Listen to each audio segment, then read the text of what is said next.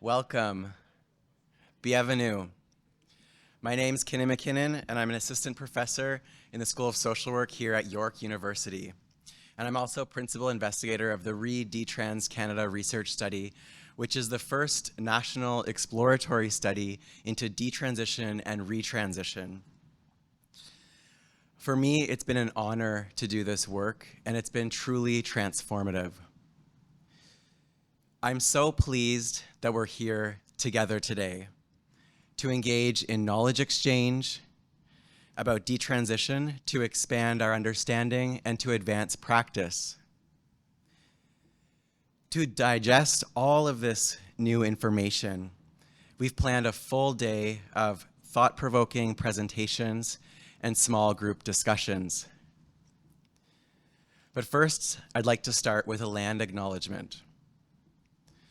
York University recognizes that many Indigenous nations have long-standing relationships with the territories upon which York University campuses are located. York University is situated on the traditional territory of many Indigenous nations. The area known as Tiggeronto has been caretaken by the Anishinaabeg Nation, the Haudenosaunee Confederacy, and the Huron-Wendat. It is now home to many First Nation, Inuit, and Métis communities. We acknowledge the current treaty holders, the Mississaugas of the Credit First Nation. This territory is subject to the Dish with One Spoon Wampum Belt Covenant, an agreement to peaceably share and care for the Great Lakes region. As an extension of this land acknowledgement, and as we engage in dialogue together, we can also ground ourselves to aspirations for peaceful relationships within our communities and with each other. We've all come together today with humility for the first of many important conversations about detransition and other non-linear gender transitions. Our speakers will be presenting preliminary data and personal reflections aim to expand our understanding about detransition and retransition and gender care. This is only the beginning of many more conversations, and we're bound to make some mistakes along the way. I know I've already made my fair share.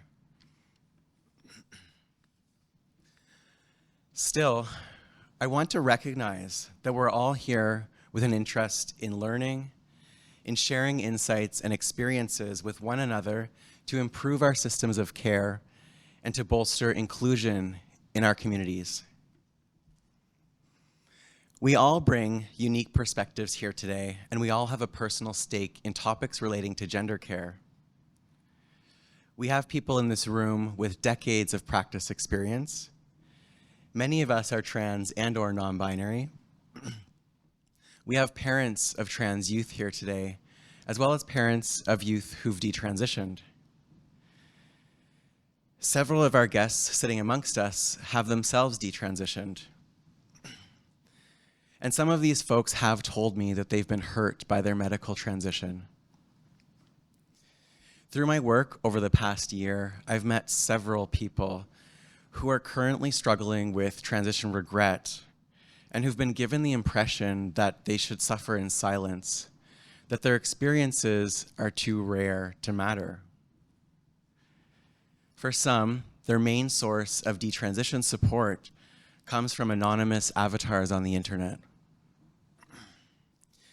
As a trans person who advocates for health equity, I'm committed to building better resources, and I need your help. Today is a day to examine our fault lines, to critically reflect, and to learn from each other. My hope for all of us is that we can come together with empathy and understanding. But I'm also a realist, and so I'm aware that for some of us, there may be divergent moments of connection and others of discomfort. And I understand. Back in 2017, And to my complete surprise, I heard my first academic presentation about AFAB detransitioners. Unlike all of you who turned up to York University at 8:30 a.m. on a Monday morning to talk about detransition, I wasn't expecting this. So as a trans person studying access to gender-affirming care at the time, I had a strong emotional reaction. We're not supposed to be talking about this. This doesn't even really happen. So what did I do? Well, I'm an academic. So during the Q&A, I got up and I asked a question. But it wasn't really a question, it was more of a defensive monologue about my own research.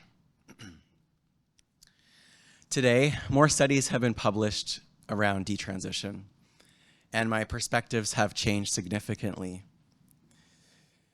But I recognize that for many of you, you may find yourselves feeling much like I did back in 2017, challenged, apprehensive, maybe fearful. And that's valid and human, but I hope we can strive for reflexivity. So in a moment, I'm going to invite my colleague up here to speak, Dr. Annie Paulin-Saint-Vincent, who is principal investigator of the Detrans Discourses study and also Canada Research Chair in transgender children and their families.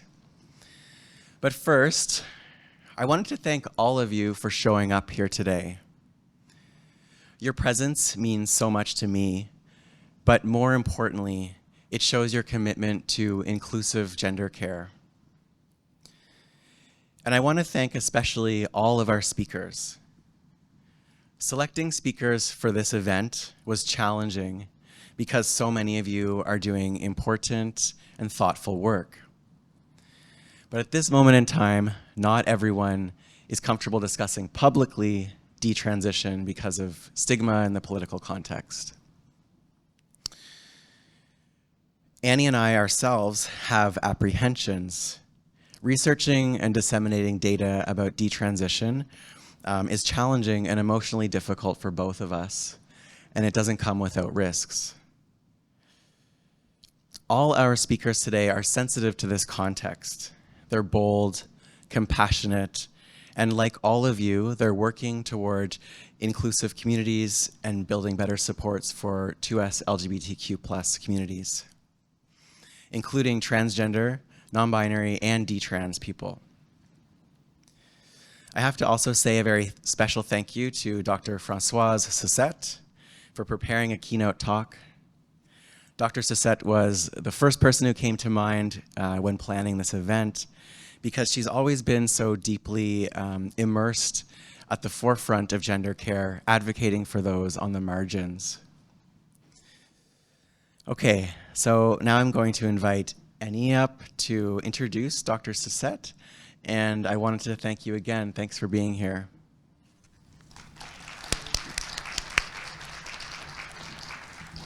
Thank you, Keenan. Welcome, everyone. Bienvenue tout le monde. Yihe, if there's any indigenous people from Wendake. So I'm Annie. I use pronouns she and her. It's a pleasure to be here today. I'm not going to, repeat what Keenan said, but I must say that it is actually a very important day today where we're going to engage in some important discussion, perhaps to get a little bit personal and do a bit about my own positionality. Well, I'm a social work scholar and an ethicist who is interested in furthering approaches to work with trans kids and trans youth, and also their family. I'm also a co-founder of an organization, Gender Creative Kids Canada, who is working with parents of trans children and their families. And I am also a parent. So I have firsthand witnessed what support and accompaniment can do to young people when this is the way that they want to take.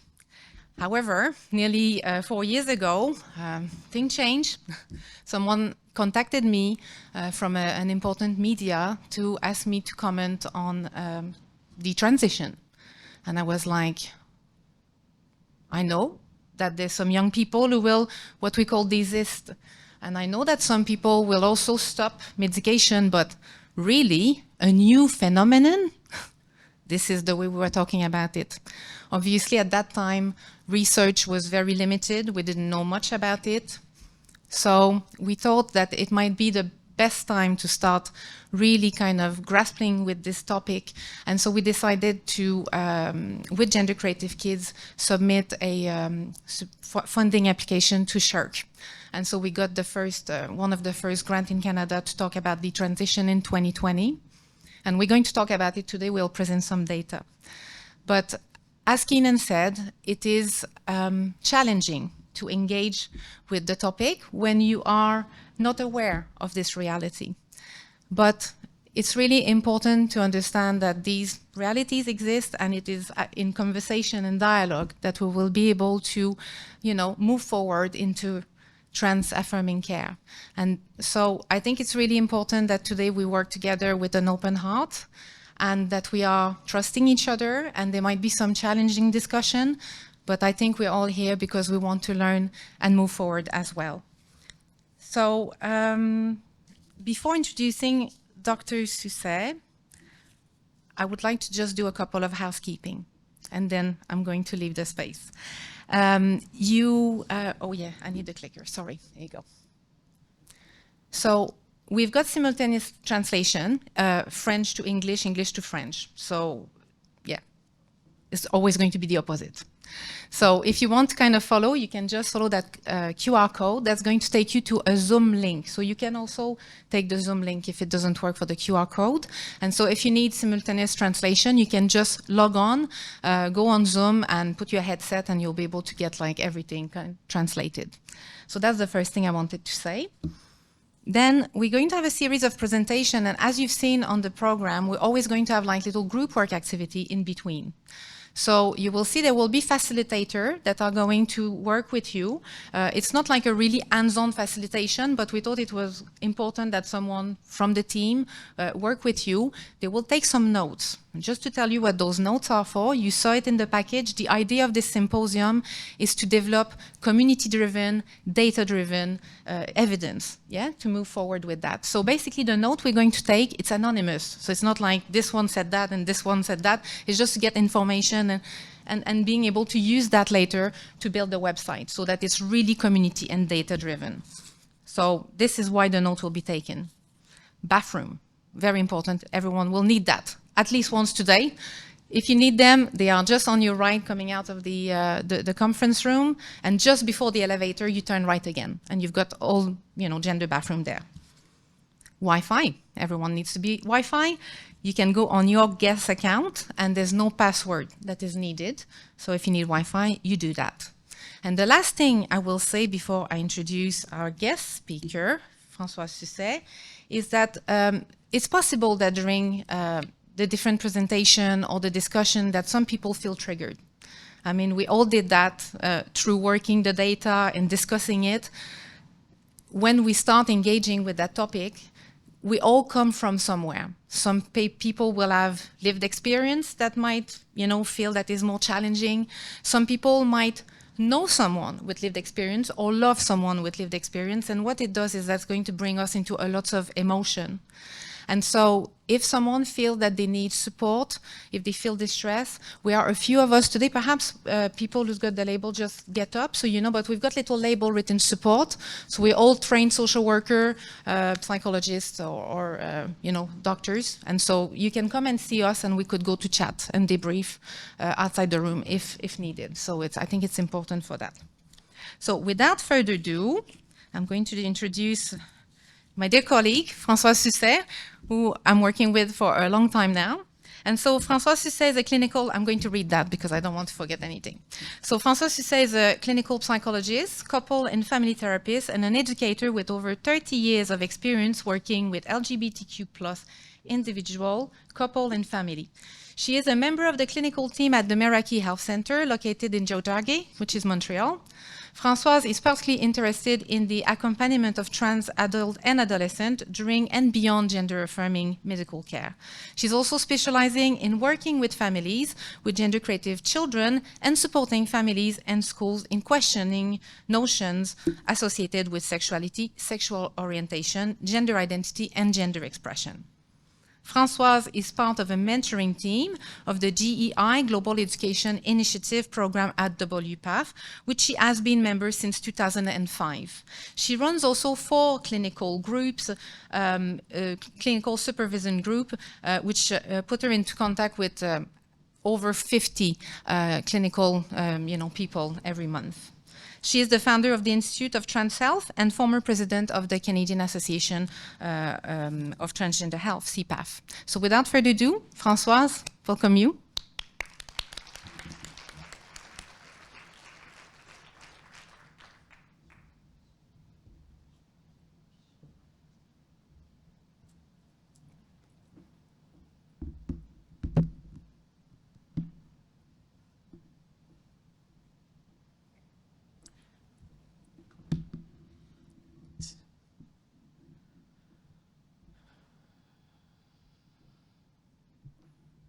Take a moment to take a deep breath.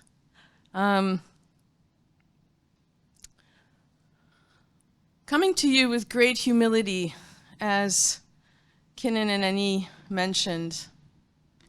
Even this morning, I was still tweaking my presentation,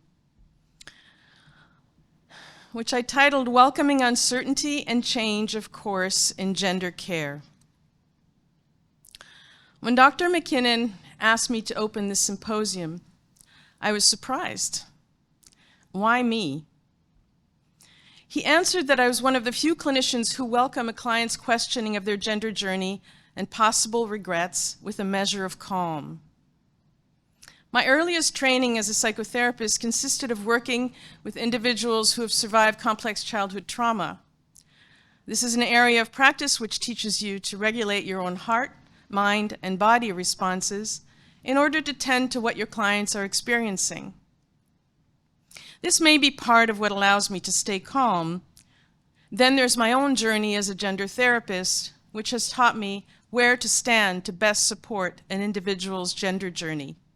This is an ongoing process, of course. This will be the focus of my talk. I'm principally addressing this talk to fellow clinicians. Years ago, I followed a teen as they navigated social, legal, medical, and surgical options of embodying a gender different than the one they were assigned at birth. I will use they throughout, not as an indication of the person's gender identity, but to protect people's confidentiality. During this time, we had addressed many issues.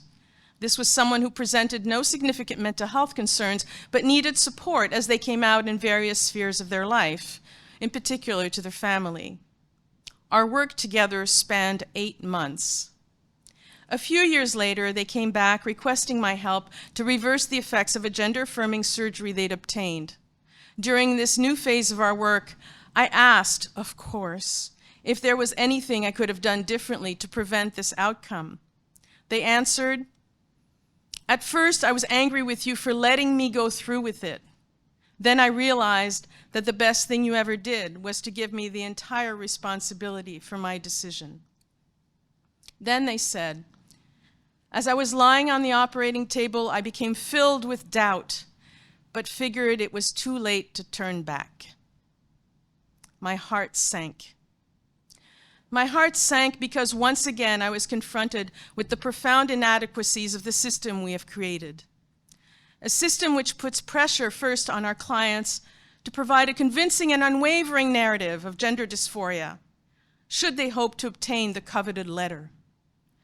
And then on ourselves to somehow know and predict people's final destination on their gender journey. My heart sank because this young person did not know that they could walk out of that operating room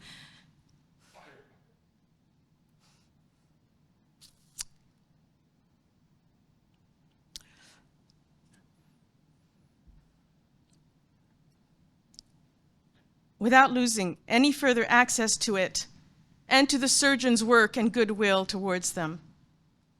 We had failed to consider that whatever certainty they felt at one point in their journey could change over even a short amount of time. This is the nature of any significant decision we make as humans. Why should decisions surrounding identity and/or gender-affirming care be any different? Yet where is the room for uncertainty for questioning, for the back and forth dance of decision making. As long as professionals expect certainty and hold on to the decision-making power, we will be gatekeepers, not caring professionals, regardless of how kindly we welcome our clients in. Another young adult client said to me years after completing the surgery they had needed then, "I'm as sure today that I'm cis as I was 3 years ago that I was trans." Again, there was nothing hurried in my work with this client at the time I first saw them. These are not one visit, one letter issues or situations. There are entire websites dedicated to what to tell your therapist to obtain access to gender care. I remember a client coming back years after I'd provided a letter for the gender-affirming surgery they were seeking. They were doing well regarding gender and embodiment goals, but now needed help with something entirely unrelated. During our meeting, they casually informed me that my assessment at the time was based almost entirely on a story that was made up. They needed me to know this, as the help they were seeking from me now had to reflect who they really were.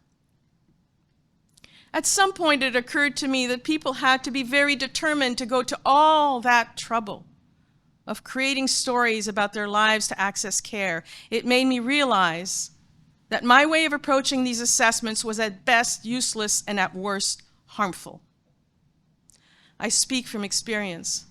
I remember all too well what it was like to wake up in a cold sweat in the middle of the night, wondering if I made the right decision in providing whatever access letter my client asked me for that week.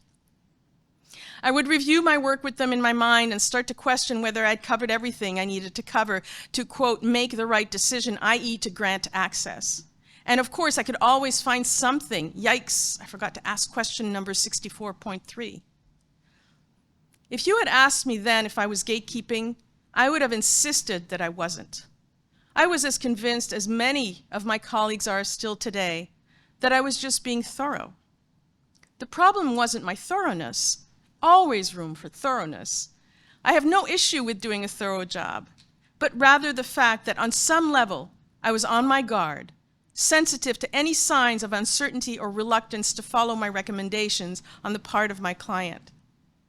If at that point I could have maintained my commitment to support my client to reach their own decisions, then our work would have become collaboration, co-constructing a narrative that could include the current uncertainties while possibly moving towards responding to embodiment needs if present. After over 2 decades of working in this field, I can tell you the only way is to divest myself of the decision regarding whether someone will or will not access care.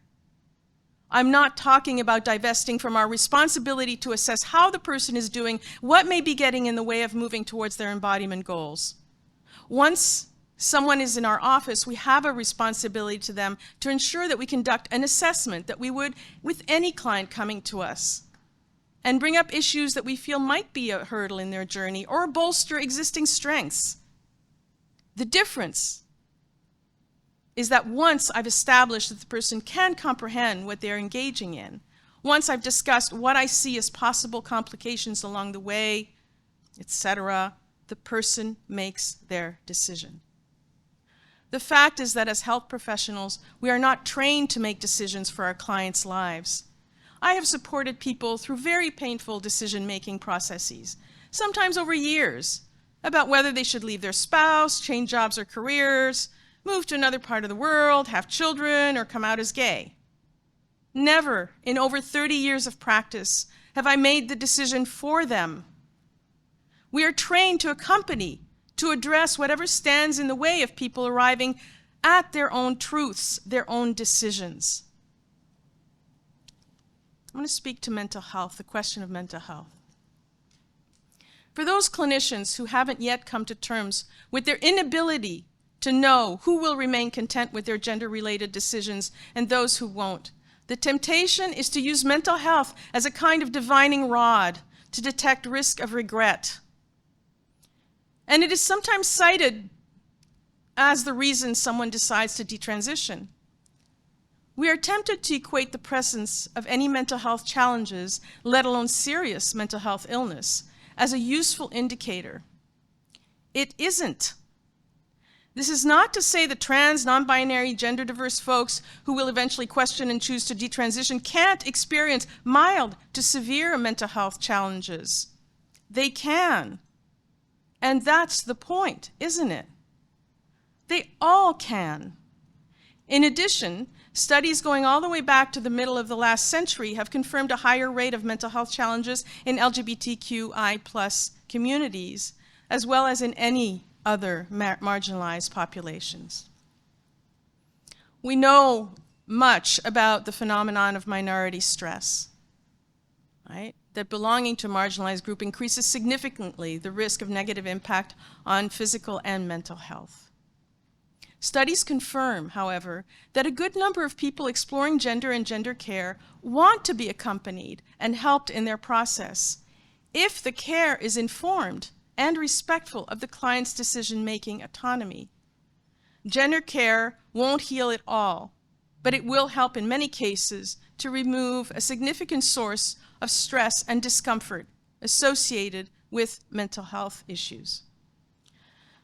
There are no mental health diagnoses that exclude the possibility that someone engages successfully towards gender-related embodiment needs. The assessment doesn't serve to exclude, but rather to better identify the challenges someone may be facing on their journey. Sorry.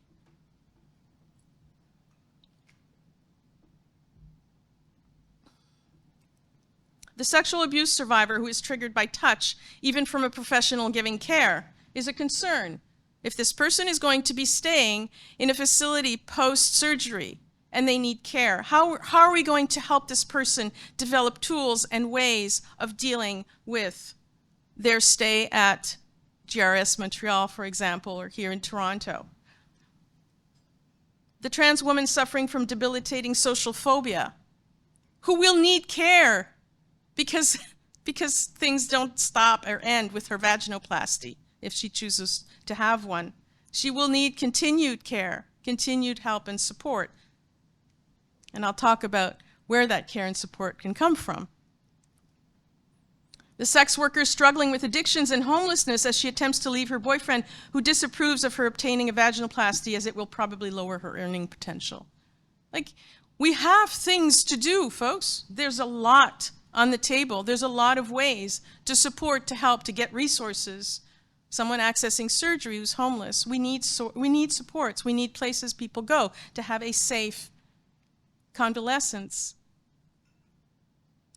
After a few years of diligent gatekeeping practice, I started adding up the numbers and realized that my staunch gatekeeping, I didn't call it that at the time, had still yielded an almost 100% rate of access to letters for the gender care my clients needed.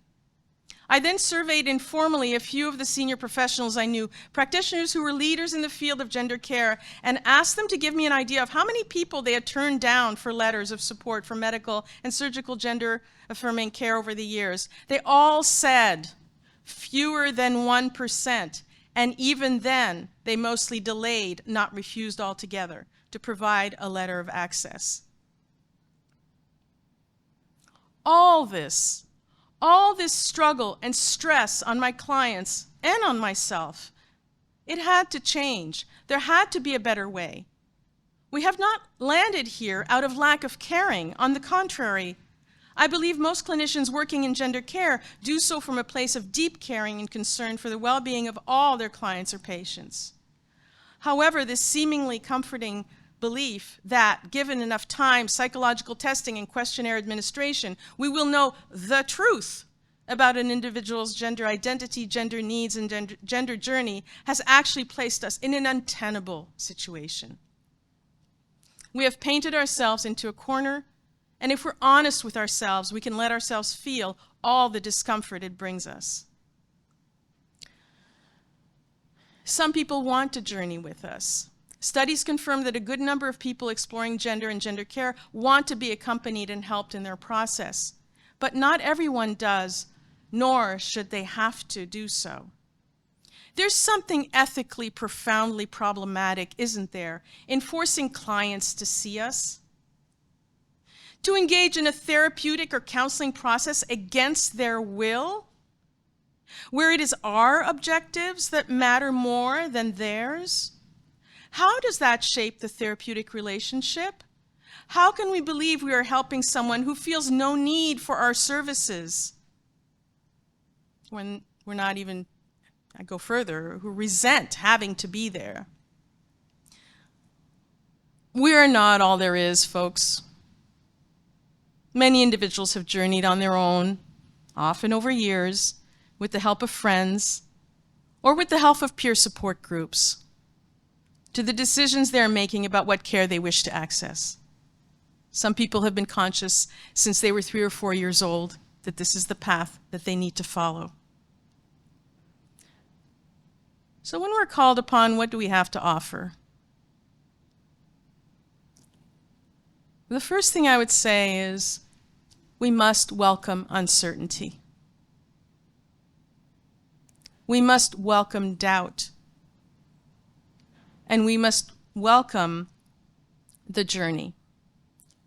In short, we have to do this without judgment, and especially without removing a person's decision-making power.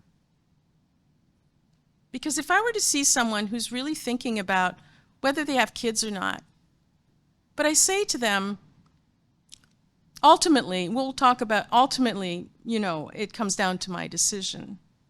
Ultimately, I'll be writing the letter for you to have access, which, by the way, fertility clinics do all the time, but that's another matter, right? So ultimately, I'm the one who's going to decide if you have children or not, but let's talk. Tell me what you think, feel. Talk about your uncertainties. Oh, you have doubt? But remember, ultimately, I decide. How does that sound to the clinicians in the room? What I find most disheartening is that people feel that they must come to us only when they've reached a place of absolute clarity and certainty. That if they dare to express any doubt, we will take away their decision-making power.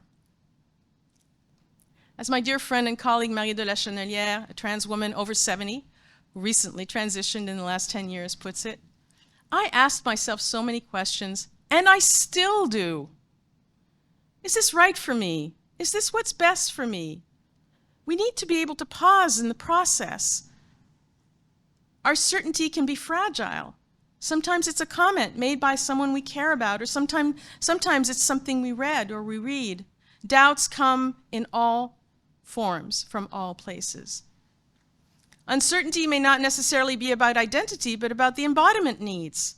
Yes, there are weighty decisions, and yes, the only one who can make them is the person themselves. At this point, I'd like to make a few recommendations. Let's talk about gender fluidity. We must recognize that the current linear embodiment model, often referred to as transition, is inadequate and does not account for the dynamic nature or the complexity of identities and embodiment needs. We respond to people reclaiming a cis identity as if this were the default setting, as if there could be no more changes or uncertainty following this return. Let's not fall into this same trap. Let's welcome uncertainty across the board. The little bit of research we have indicates that this is not the case for many people. We need to challenge a cisnormative system that values certain gender identities and embodiments over others. Regret. Regret is not exclusive to people who detransition or change course. Recognizing that regret often goes in the direction of wishing that the person had affirmed their gender sooner. I'm interested in developmental phases related to the gender journey. And I have seen this phase. It usually follows a period of time after the final, for the time being, medical or surgical procedure is done.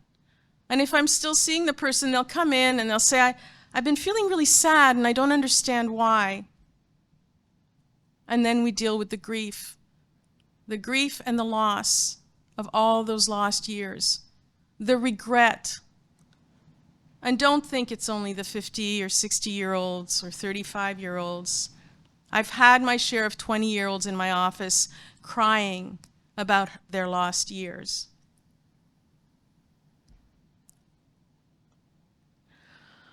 Regret can happen in any journey. Clinicians must be able to tolerate and contain their own feelings in order to be there for the clients who express regret. Affordability of care. This is not a detail. Gender care must be quality care and also must be affordable and accessible. Difficult to welcome uncertainty, questioning, and doubt with the meter running. And yet the situation we're faced with in Quebec is exactly that.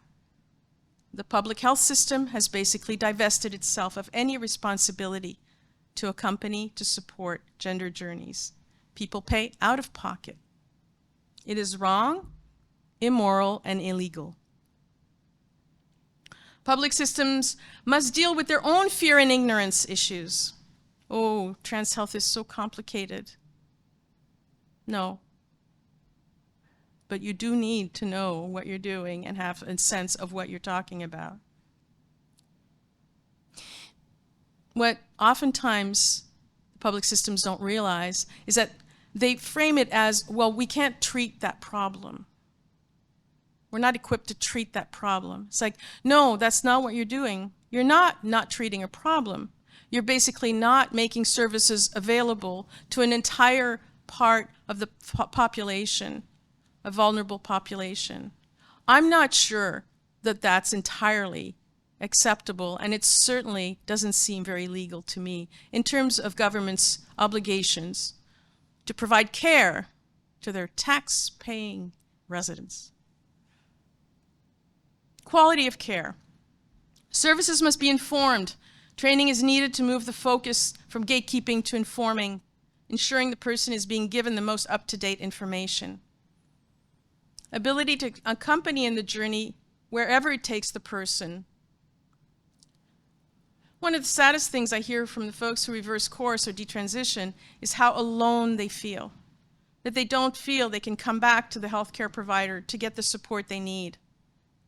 The only way to do this is to divest ourselves of the decisions, to be very well informed and to stay informed and to open our door wide. Instead of putting our energy in trying to decide for our clients, can we put it in making sure we receive training, supervision, ongoing continuing ed in a fast-moving field? Just in case someone is thinking this, we don't need to further regulate the professions. We don't need a certification program. Professionals belong to professional colleges and boards that have, in every code of ethics, the obligation to stay informed and stay current in our area of practice. Peer support is essential. Those spaces have been maligned, discredited, blamed for influencing decisions, but we accuse without looking at ourselves, our professions, that essentially project our fears onto our clients. Many of our clients have journeyed with peer support. We need to value community support. We need to support communities in any way we can as they are there to support our clients. And they create spaces that we are largely unable to create when it comes to uncertainty, doubt, questions, etc. We can encourage and support a network of trained peer support counselors that already exists informally. My friend Marie de la Chenonnière is actually studying the whole question of training peer support providers. I think much of the work can be done at that level. Surgical centers, I'm almost done. Surgical centers should make it clear that changing your mind on the day of the surgery and even seconds before being anesthetized, even with a room full of medical and surgical personnel, that having doubts will in no way be a strike against them should they choose to come back at a later date. I want to see every surgical center state this clearly. I want to see an acknowledgement that gender care includes surgeries and other medical treatments that help reverse the effects of previous surgeries and treatments when the person wishes to access these services. This must fall under gender care. This must be covered. I want every prescribing professional to make it clear that they're knowledgeable and there to talk about doubts, uncertainty, pausing, resuming treatment, reversing effects of treatment, microdosing, etc. And finally, I'll say to anyone struggling along their gender journey and living with the fear they may have made decisions that they now regret or question, you don't need to do this alone. Come back to see us.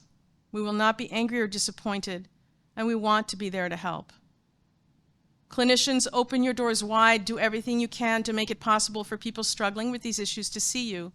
Then be prepared to listen and to support, to guide, not to decide. We are needed here. Welcome also this segment of the gender journey. This is only the continuation of our commitment to gender care. Thank you.